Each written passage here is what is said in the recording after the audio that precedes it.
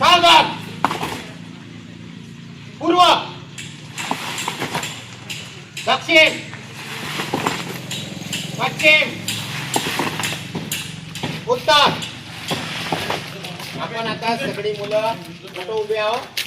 उत्तर. ही दिशा कोणती? तुमच्या मागची दिशा कोणती? कोणती रे? तुमच्या उजव्या हातावरची दिशा आणि डाव्या हातावरची दिशा. या चार दिशा तुम्हाला माहित आहेत. कुणाला माहित नाही? सगळ्यांना माहित आहेत? Yes or no? मैत्री माणसारखे आहोत. Yes or no?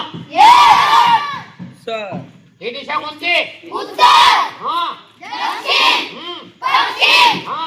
पूर्व. आता या चार दिशा आपल्याला माहित आहे. माहित आहे की नाही?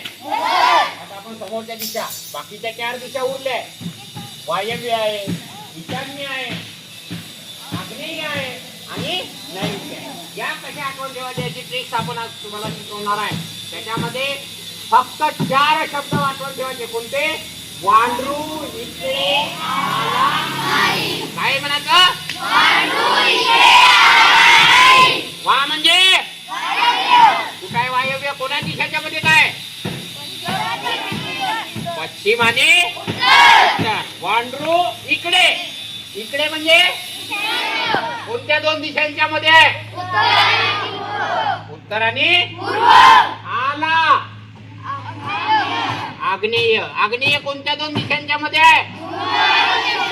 पूर्व आणि नाही म्हणजे बोला.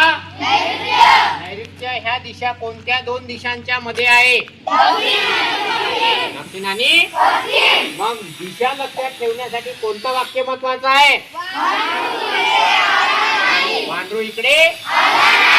मी प्रश्न विचारतो, मला सांगा, आग्नेय दिशा कोणत्या दोन दिशांच्या मध्ये आहे? पूर्व आणि कोणता शब्द सांगला होता?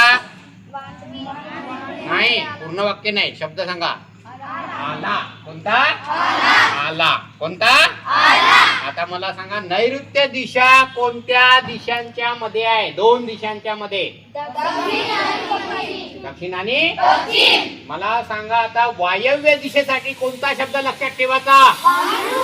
कोणत्याही दिशा लक्षात ठेवण्यासाठी तुम्ही कोणत्या दिशेतनं उभे असणे आवश्यक आहे?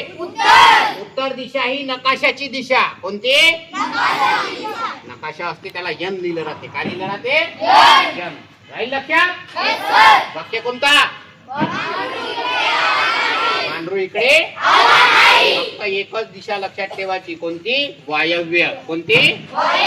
तुम्ही पूर्वेकडे लक्ष असेल तरी वायव्य लक्षात ठेवा. या दोन दिशांच्या मध्ये कोणत्या दोन दिशांच्या मध्ये? हे उत्तर आणि हे